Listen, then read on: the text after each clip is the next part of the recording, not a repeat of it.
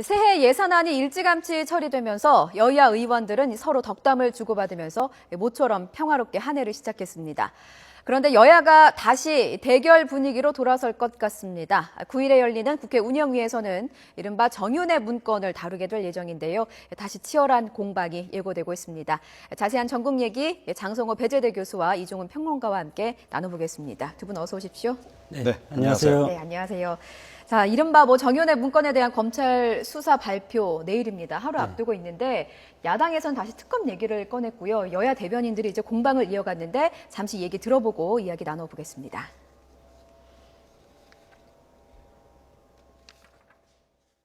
이제 국민적 의혹을 해소하고 그 책임을 추궁할 수 있는 것은 특검밖에 없다는 점을 분명하게 말씀드리겠습니다. 말하고 싶은 대로, 보고 싶은 대로 왜곡시키려는 정략적, 이념적, 갈등적 시도는 결코 있어서는 안 될 것입니다.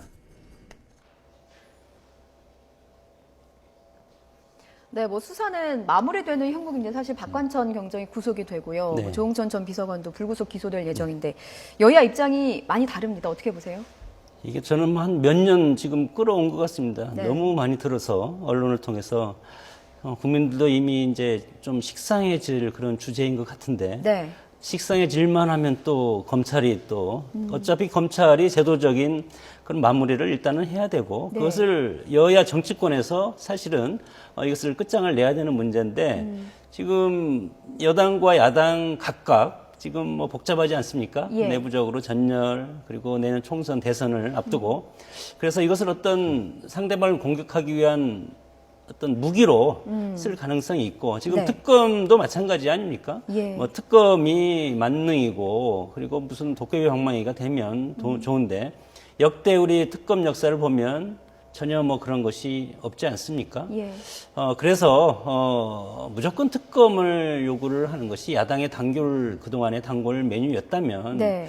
무조건 특검을 요구하지 말고 일단은 검찰 조사가 내일 나오지 않습니까? 예. 일단은 검찰 조사를 보고 나서 그 다음에 특검 얘기를 해야 될 텐데 검찰 조사 나오기 전에 특검을 하면 이것은 제도 자체를 저는 부정한다고 봅니다. 예. 물론 특검도 제도의 일환이지만 이것은 제도권에서 일단 조사해서 발표를 내일 한다고 하면 일단 들어보고 하는 것이 저는 우선이라고 보는데 네.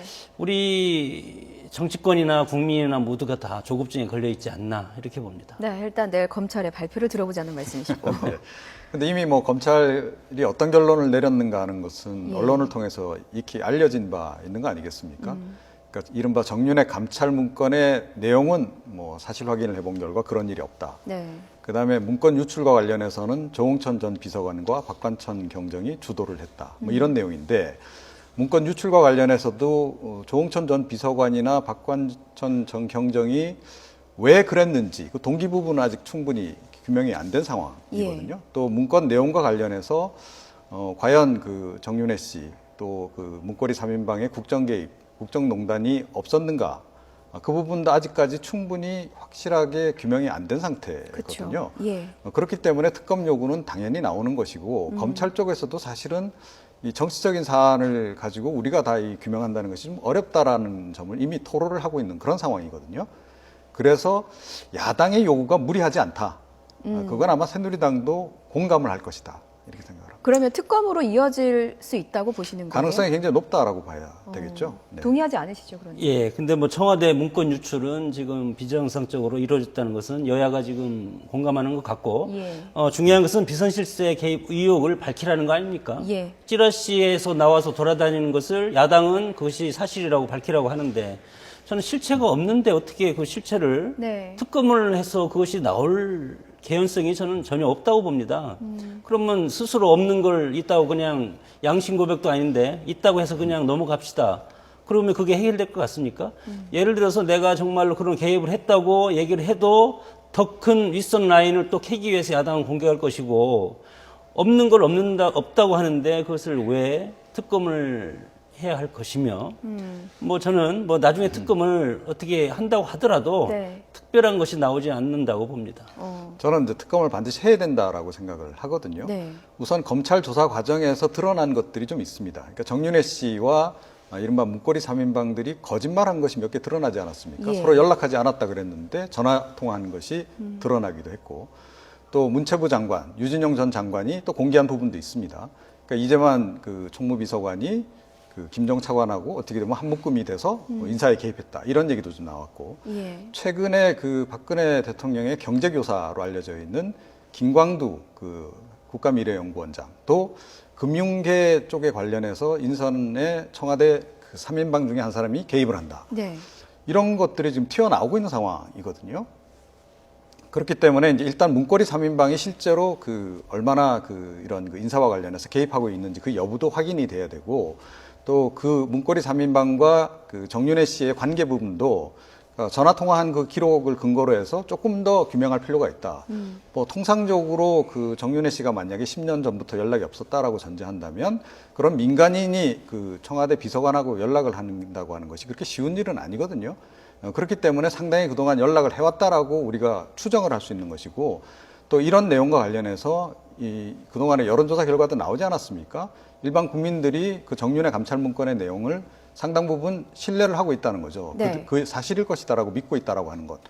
그런 부분에서도 국민의 어떤 알 권리 차원에서도 이건 규명을 해야 되는 것이죠. 그 9일에 근데- 국회 운영위가 네. 열리잖아요. 예. 근데 여기에 김기춘 비서실장 나오고 이재만 비서실장도 이제 출석할 예정인데 여기에서는 어느 정도 규명이 되리라고 보세요, 두 분은? 어떻게 보세요? 지금 실체가 없어서 안 되는 걸지, 실체가 있는데도 안 되는 건지 안 되는데 거기에서 1시간 동안 한다고 해서 되겠습니까? 예. 그것은 서로 여야 공방만 하다 끝나는 것이고, 예. 여당 입장에서는 청와대나 비선 3인방으로 하는 예. 그 사람들의 말을 일단은 신뢰를 하고 싶을 것이고, 야당은 그것이 아니고 정말로 있었으면 좋겠다는 네. 그런 마음이 있지 않겠습니까? 그렇다 볼 때 양쪽이 무슨 뭐 실체, 팩트, 사진이 있습니까? 그리고 통화 기록이 있습니까? 아까 말씀드린 그 통화 기록은 그것은 그 전에 인사 개입을 위한 정상적인 통화가 아니고 예. 무슨 조사라든가 무슨 오토바이 미행이라든가 이런 것 때문에 사실 확인 차원에서 전화번호를 받아서 한 것이고, 그리고 그 다음에 구체적인 팩트가 있으면 야당에서 일단은 제시를 해야죠. 예. 근데 그런 구체적인 팩트가 하나도 없이 시중에 나온 그런 루머, 그걸 가지고 공격을 한다는 것은 저는 유언비어를 야당이 그것을 대변하는 것은 어떤 제1야당의 역할로서는 사실 맞지 않다고 봅니다. 그러니까 공격, 야당에 그냥 일방적인 공격이다, 이렇게 매도할 문제는 아니다라고 생각을 하거든요. 예. 특히 저는 이재만 총무비서관이 굉장히 중요하다라고 생각을 합니다. 의혹이 사실은 이제 굉장히 중심에 좀 있는 거나 다름이 없고요. 그러니까 문고리 3인방 가운데서도 일단은 제일 형님격 아니겠습니까? 예. 그렇기도 하고, 또 이번에 연관된 것들이 많이 드러났어요. 또 본인의 거짓말 드러난 것도 그 정윤회 씨하고 전화 통화한 부분, 그 부분도 드러났지만 조홍천 전 비서관에게 정윤회 씨 전화 받으라고 얘기도 전화하지 않았습니까? 그것도 사실로 드러났고, 또 중요한 사실은 예전에 그 국회에 나와서 이제 증언하는 과정에서 사실은 정윤회 씨 안 만났다라고 본인 입으로 얘기했는데 사실이 아닌 게 드러났죠. 예. 또 게다가 그 청와대 문건 가끔 가지고 밖으로 들고 나가는 부분에 대해서 야당 의원들이 지적했을 때 가끔 보기 위해 자기가 갖고 나간다라는 얘기도 본인이 실토를 한 바가 있어요. 자, 이런데 이런 것을 왜 규명을 안 합니까? 그와 또 당연히 또 추가적으로 규명해야 될 것은 인사개입 부분인데, 최근에도 그 한양대 출신의 본인의 어떤 동문 모인사가 한국감정원장에 임명되는 그런 일이 있었어요. 예. 또 금융계 그 인사 개입과 관련해서 3인방이 굉장히 개입을 하고 있는데, 그 중에서 사실은 이재만 총무비서관이 지목을 지금 받고 있는 상황이거든요. 자, 이런 것들을 다 밝혀야 되는 것이죠. 네. 알겠습니다. 저희가 근데 이 문제 말고도 논란이 있는 게 너무 많아가지고요. 그 자원외교 국정조사를 또 앞두고 있지 않습니까? 네. 여기에서 이명박 전 대통령이 과연 증인으로 채택이 될까 안 될까도 참 초미의 관심인데 두 분 어떻게 전망하십니까? 뭐 자원외교와 관련해서는 이명박 정권뿐만이 아니고 예. 노무현 정권, DJ 정권까지 사실은 저는 전부 다 조사를 하려면 전부 다 까야 된다고 봅니다. 예. 이명박 정권만 딱 가서 하면 예를 들어서 이명박 대통령 측에서는 지금 현 박근혜 정권을 엄청나게 서운하게 생각할 것이고 예. 감정적으로 생각할 것이기 때문에 그런 이왕 조사를 할 거면 역대 정권을 다 까서 한번 보는 것이 저는 합리적이고 네. 그렇지 않다면 좀 더 전반적인 추이를 더 보고 결정하는 것이 좋다고 합니다. 분명한 것은 여야가 합의를 해서 하는 것이 중요하다고 봅니다. 네. 역대 정부 거를 다 자원 그 외교 국정조사를 한다는 거에 대해서는 저는 동의합니다. 그러니까 오히려 그 과정을 통해서 이 역대 정부들이 자원 외교를 어떻게 벌여왔고 예. 이 비교 분석도 가능할 것 같고요. 또 그 과거 정부에 비해서 이명박 정부 때 특히 공격적으로 자원 외교를 많이 전개를 했고 실제로 투자된 금액 면에서도 과거 정부하고는 비교가 안 될 정도로 막대한 금액이 들어갔거든요. 예. 자, 그래서 그런 차이점을 확실하게 전 보여줄 수 있을 것이다라고 생각을 합니다. 그리고 그 어떤 의사결정 과정이라든가 투자 과정에 대해서도 조금 더 명쾌하게 좀 드러날 가능성이 있기 때문에 그건 전적으로 찬성을 하고요. 예. 그러나 핵심은 어찌됐건 가장 많이 많은 돈이 투입이 됐고 또 감사원 감사 결과도 최근에 나왔지만 그것도 일부라고 봅니다. 전체가 아님에도 불구하고 상당히 문제점이 많은 것으로 이미 드러났다는 거죠. 이명박 예. 정부 시절에 그 자원외교. 그래서 그 부분은 우선적으로 일단은 그 집중적으로 파헤칠 필요는 있다 이렇게 생각을 하고요. 네. 그리고 뭐 이명박 전 대통령 이전에 제가 보기에는 가장 핵심 인물은 역시 최경환 그 경제부총리라고 봅니다. 예. 최경환 경제부총리가 그 당시에 어찌됐건 그 담당 장관이었다는 것이죠. 네. 그렇기 때문에 최경환 경제부총리로부터 얻어낼 수 있는 정보가 가장 많을 것이다. 저는 그렇게 생각합니다. 저희 이제 청와대 개각 얘기도 좀 해보겠습니다. 개각 소리 나오고 있는데 설 뭐 전후로 될 것이다라는 전망만 나오고 있고 사실 김기춘 비서실장의 교체 여부가 제일 관심사 아니겠습니까? 근데 일단 그 일각에서는 민경 대변인이 이제 그 청와대 김기춘 비서실장의 신년 인사를 또 전하기도 했어요. 거기에서 박근혜 대통령이 재심을 한 것이 아니냐라는 그런 해석도 나오고 있거든요. 두 분은 어떻게 생각하세요? 저는 뭐 줄기차게 얘기해왔던 것이 집권 3년을 맞이해서 국정의 일대 쇄신이 필요하다고 해서 인적 쇄신을 전반적으로 저는 대통령 비서실장뿐만이 아니고 예. 국무총리, 내각 그리고 청와대 비서진 전반적으로 지금까지는 저는 해야 된다는 당위성에 대해서 얘기를 했지만 예. 내일 검찰에서 정인회 사건 이 문서에 대해서 중간 발표를 하지 않습니까? 예. 이 문제 때문에 대통령이 인적 쇄신을 하고 싶어도 당분간은 저는 할 수 없는 그런 계제에 일단 들어와 있다고 봅니다. 이것을 인적 쇄신을 해버리면 지금 기존에 지금 작년 내내 달구었던 정윤회 문건 사실을 대통령이 받아들이고 인정하는 그런 모양이 되기 때문에 네. 대통령 입장에서는 이것이 한동안 어떤 정지기를 걸친 다음에 내년 5월 이후에 인적 쇄신이 저는 단행될 수밖에 없다. 그런 현실적인 지금 어려움이 또 닥쳤다고 봅니다. 일단은 설 전은 없을 거고 5월 이후에 있을 거라는 네, 예상하셨는데 어떻게 보세요? 글쎄요. 정윤회 감찰문건 논란이 왜 시작이 됐습니까? 결국은 인사파동으로부터 시작이 되는 거거든요. 예.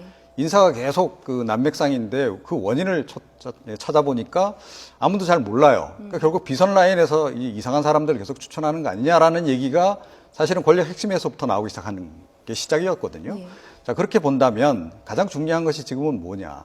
청와대 인적 쇄신이죠. 그러니까 비서실장 이하 이번에 논란이 됐던 여러 인물들, 사실은 이 인물들이 정리가 되지 않으면 그 인물들 군에 의존해가지고 인사를 할 경우에 장차관 인사를 할 경우에 똑같은 문제가 계속 유발이 될 수 있다라는 겁니다.